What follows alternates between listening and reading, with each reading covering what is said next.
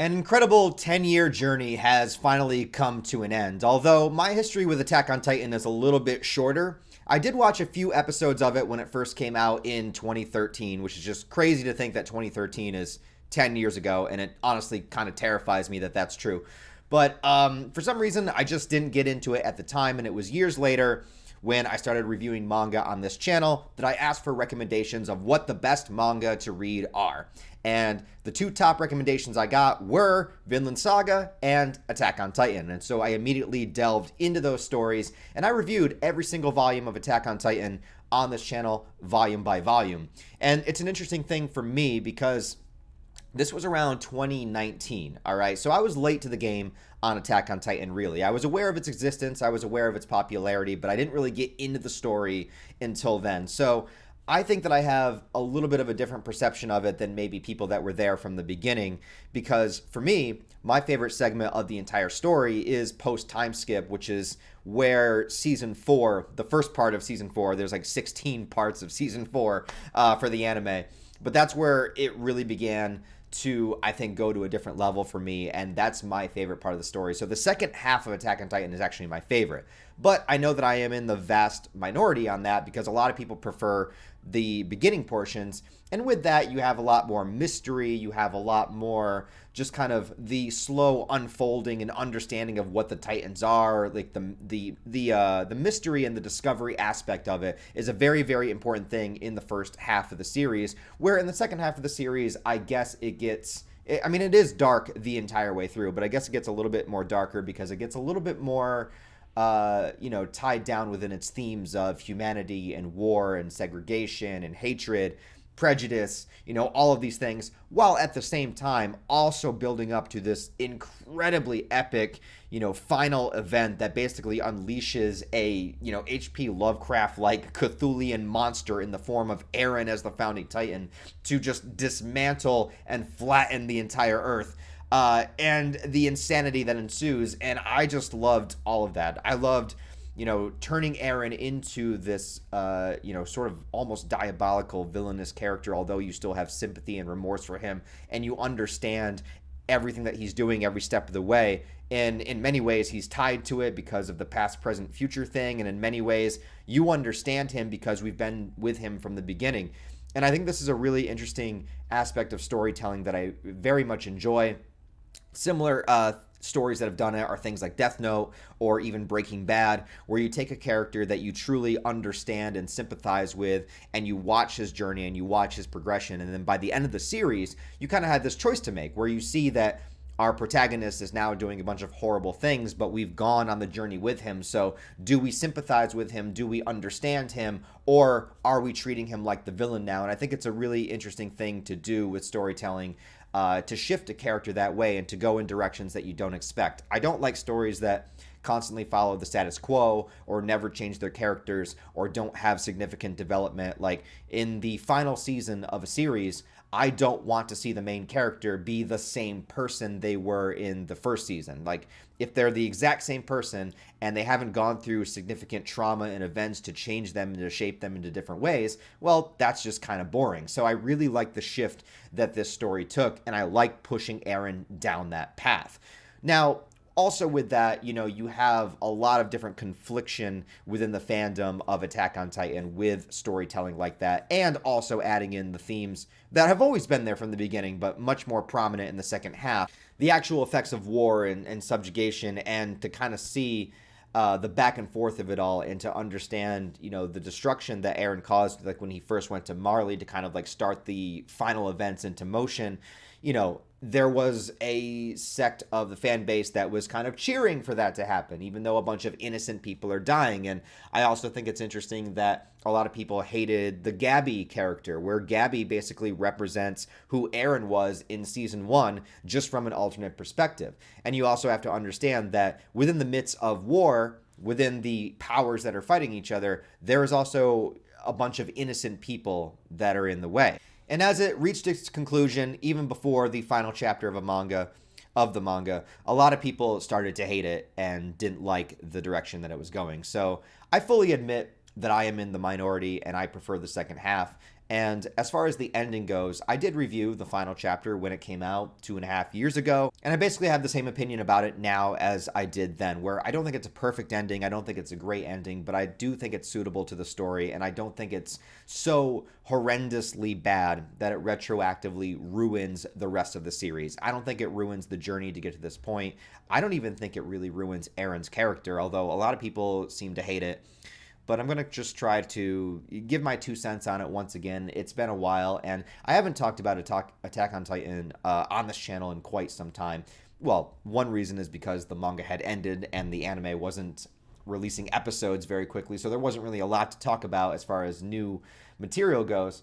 And also, I kind of just got tired of the constant hatred and fighting that would constantly occur every time that you would talk about Attack on Titan, which is ironic because the series directly talks about like the hatred and inability to communicate between two different people or two different sects of people that, it causes conflict, chaos, and war is this ability to not be able to communicate or not to be able to humanize other people. And it's really interesting that it just became like such a divisive series and created this hatred between so many people, even though it's a series that actively preaches against division and hatred between people. So it is kind of strange that happened. Now, when it comes to Mappa doing this final episode, this final hour and a half, basically movie length episode, and I don't mind that they did this. I do find it annoying that they split the final season up into so many different parts. Why call it the final season if you're going to stretch it out for 3 to 4 years, But at the same time, as far as the last 2 episodes go, I really like that they took their time and were able to make these movie-length episodes because I think everything was spot on. I think the animation quality was great.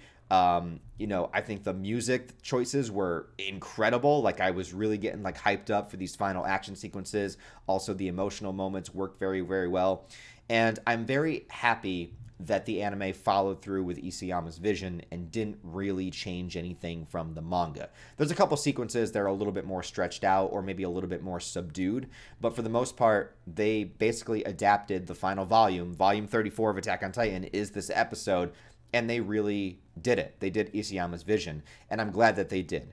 Not because I want people to, to rage out and hate the ending, but because I just appreciate a creator making this story and all of the things that Isayama had to tie in and all of the callbacks and all of the setups and all of the payoffs and everything that he did to craft this story. And it is really his story. Like, it's his.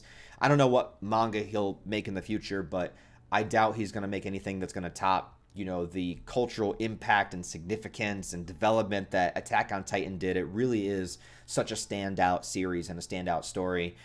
Maybe he will, and that would be amazing if he managed to make another story just as good. But for now, we'll just say that this is his masterpiece, right? This is his magnum opus. So I'm very much a fan of creators and artists kind of going through with their vision and their story and telling it the way that they want to tell it, regardless of the reception of others.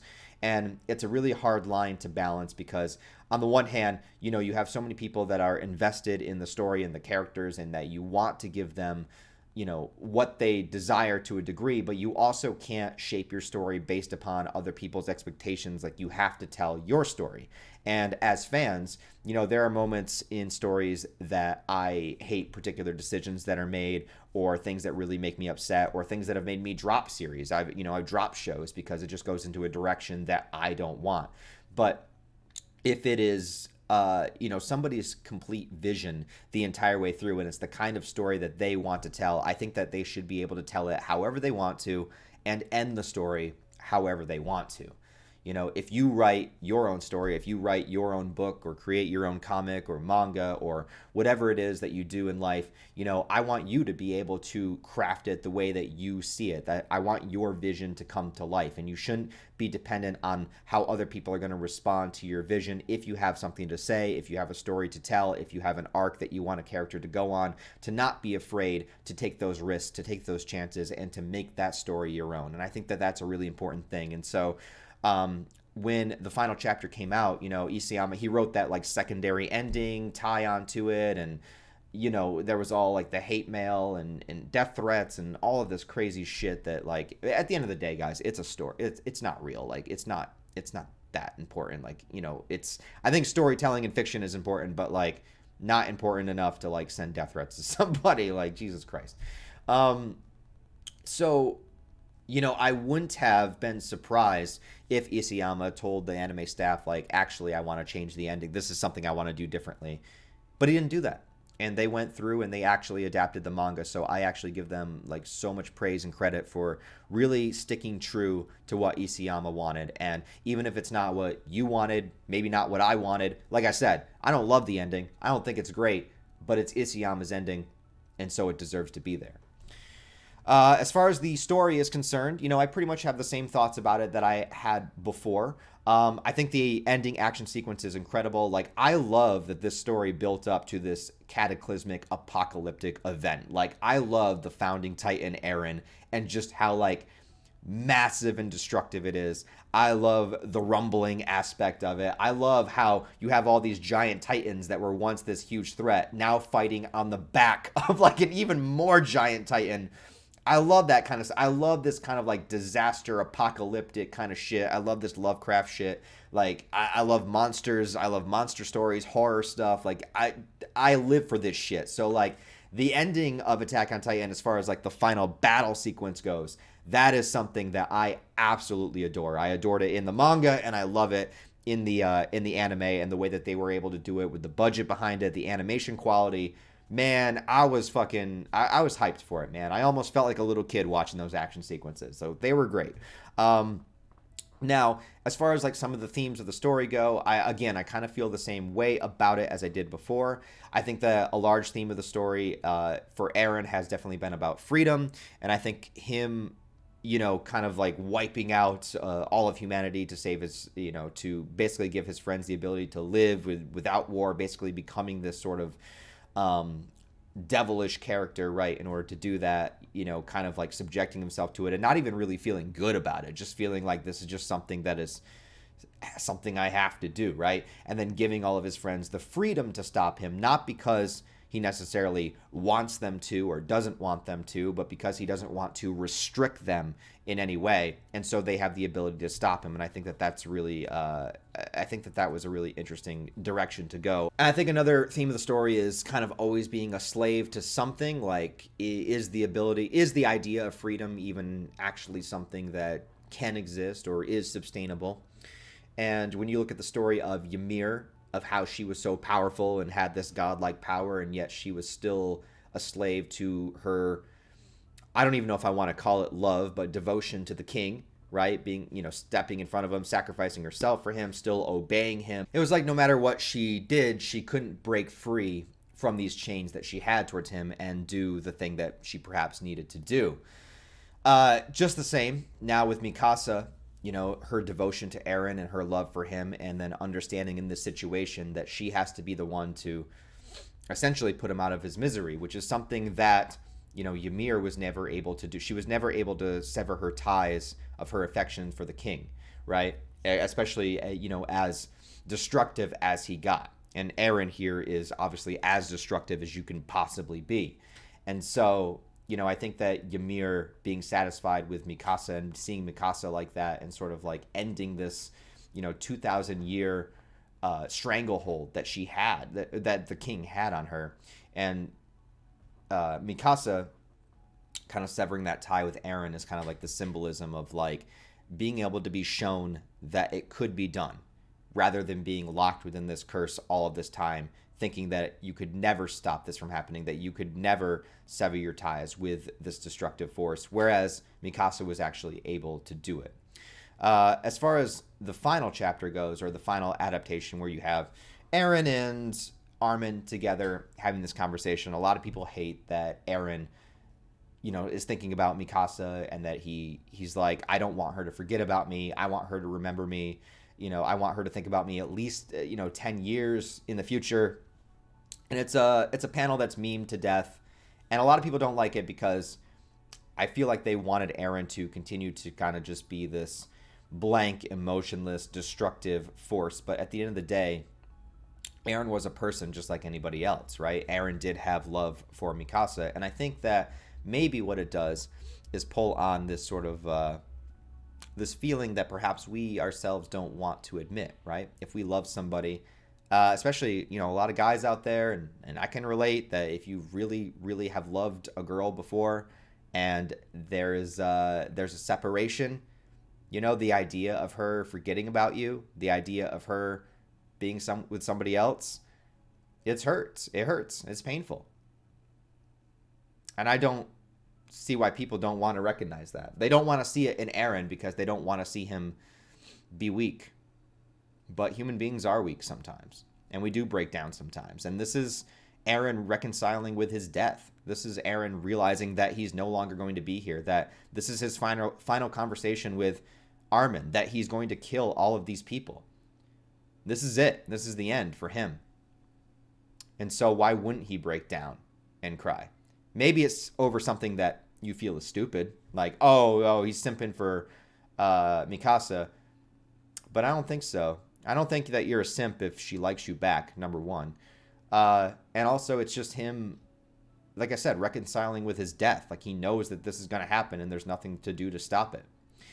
So it doesn't bother me that much. Another thing that the ending of Attack on Titan does is kind of set up this idea of the future, that perhaps there can be better communication and perhaps there can be some kind of sense of peace. Now, it definitely explicitly says that the war is not going to be over, that this conflict is not going to be over, but I think they're in a much better position for this hope of the future. And I think, and I'll get to the credits sequence, whatever, but, you know, I think that there is symbolism here in two different ways. One is that the baby sequence, that I think the anime did a great job with, showing the baby in color and the world in black and white, as in all these adults and the war that happens, people see things in black and white, whereas the baby is a fresh start. It's this idea of innocence. You know, babies are symbolism of innocence, right? That they haven't been indoctrinated into this world. They haven't been indoctrinated to hate anybody yet. They haven't been indoctrinated into believing that they need to fight in a war or win a war or anything. They're just completely innocent.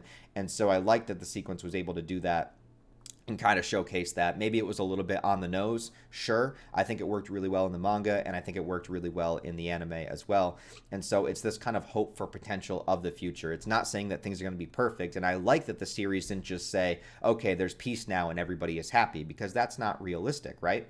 So I like the idea that it was like a better potential, a better idea of peace, this hope for the future, hope that we can make things better. And I think that as people, as human beings, that's really the only thing that we can hope for. We can't hope for perfection in the future. All we can hope is that we handle these situations better in the future than we handle them now. Final bit of symbolism that I want to get to is the bird thing. Now, when the manga came out, everyone was saying, what, Eren turned into a bird? No. So birds often represent, in stories, they are symbolism for freedom, because birds can basically fly out anywhere. They can soar over things. They don't have to be constrained to one area. Even lots of people get like tattoos and stuff of like the cage and the cage door open and the bird flying out. Birds have always been symbolism for freedom. Right, so when the bird comes down and puts Mikasa's scarf on, it's symbolism of what Eren meant to her and the freedom that they could potentially have, or the freedom that he fought for. There's always been birds that have been in the background of the entire series. You always see birds kind of flying overhead. You always see symbolism of birds. Even Falco, turning into a bird as his Titan form to help them, in the situation. It's always been a form of symbolism. I don't believe it was meant to literally mean that Eren, was reincarnated as a bird. I think it's just meant to be like, that's the thing that Eren always wanted, was freedom. And so this idea of a bird coming down, comforting Mikasa in this moment to represent what Eren meant to her and the comfort of the scarf. I think that's what that was meant to mean. As far as the ending goes and how it time skips, jumps to the future, the same thing happens in the manga. And I don't think that this discounts anything that happened for the story and the characters, because I do think that they were still able to have their moment and this potential for hope in the future. And the stuff that happens that we see with the technology advancing and war inevitably starting again, I think that's very realistic. Now, you could say that that's very bleak. But I don't think the story was meant to say like peace is going to last forever. I think it's just hope and potential to try to make things better as time progresses. Also, by the time the war actually does happen in the finale, you can tell that this is years and years. This is like perhaps hundreds of years in the future. It shows Mikasa passing away as an old woman. It shows the growth over Eren's grave and how like the foliage and the grass and everything grows over it over time. So I'm taking all of that stuff to happen like hundreds of years in the future. So the people that were involved with the Titans and, you know, Marley and Paradis and all that stuff, that is years and years in the past. That is ancient history by the time that these new wars break out. And that is inevitably going to happen because look at our own world. Are we free of wars? No, they still happen. So this is an inevitability. Now, again, maybe that's very bleak, but it's realistic. And then the final moment where a character stumbles upon the tree that now has grown to a level where it looks exactly like the tree that Ymir found. I think it is definitely setting up that this cycle may repeat once more. And you can take that however you want to take it, that perhaps the Titans will return to the Earth at this point. But that's a story for another time, and maybe one that we don't even need to see. We just know that things repeat, things cycle, and that is pretty true. Now, having said all this, if you still hate the ending, I'm not even saying that you're wrong. I'm sure that you have plenty of reasons for not liking it or thinking it goes against the story. I'm just telling you my interpretation. What do I do on this channel? I just review things and tell you my thoughts. All right? I'm just a dude. I'm just a dude.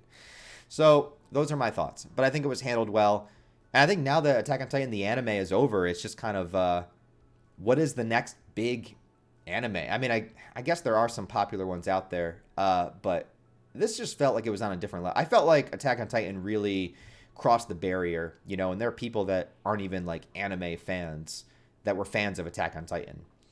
And to see it finally come to a close it does feel strange. I mean, I know the manga's been over for a while now, but now it's like over. Everything's done, you know? So if you guys saw the final episode, let me know what you think about it in the comments below. Did you think it did a good job adapting the manga? Do you still hate the ending? Do you maybe think differently about the ending now than you thought about it before? I don't know. Let me know all your thoughts. Down, my cat's meowing up a storm. I don't even know why. Let me know all your thoughts about it down below. Thanks for watching, guys. Please like the video and comment to help it in the algorithm. I'd really appreciate it if you did so.